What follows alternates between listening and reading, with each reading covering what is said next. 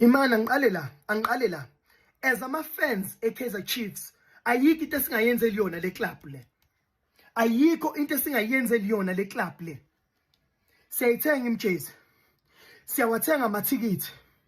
Siyahamba ukuyibuka no matter ukuthi idlala kephi, siyahamba sigibele ngeemali zethu siyoyisupport. Ngoba siyayithanda le club. But the club doesn't care about us. It doesn't.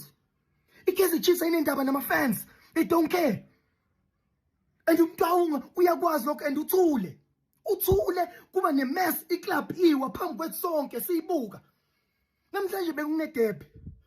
Sahamba. Sathenga imjezi. Sathenga amathikithi. Sagibela amatekisi. Safika e-stadium soyisupport. Sithi sobuka i-team kanti sobuka uChesley edlala yedwa. uChesley bedlala yedwa. Today besobuka umdlalo yedwa. Idabi abadlali bebengenendaba, they don't even know ukuthi yini idabi labadlali bebedlala laphana. They don't know, they don't care. For them, James, it's a match. Oh no, I'm a fan. No, idabi. Sidlala Pirates, and you cannot afford to lose against Pirates. And hayi ngale ndlela. Not for 3-0. Not for 3-0. Angidlule lapha. Coach bethu basafunani etimini. Basafunani siyasiprovoka ke manje Mtaung. Uyasiprovoka ke manje. Basafunani labo coach etimini. Basafunani. Bafunani. Uyasizwa njalo sikhala ngocoach but uyabayeka. Uyabayeka. Unendaba. The club management the Kaizer Chiefs ayifuni nokusizwa manje at this point. Ayifuni nokusizwa. Ayifuni nokusizwa. Siyayithanda le team but yona ayithandi. That's the truth.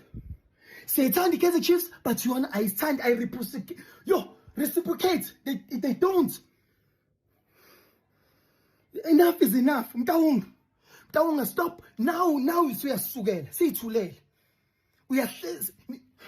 Siyinhlekiso emphakathini njengamanje. But we love this team. Ngisayithanda even after today, but changes need to be made. Enough is enough, Mtaung. Enough is enough. Prove to South Africa yonke that you are the biggest club. Prove. Enough is yenza okumele ukwenze. Yenza kutshena mina ngazi wena owaziyo. Yenza okumele ukwenze. Ngiyabonga.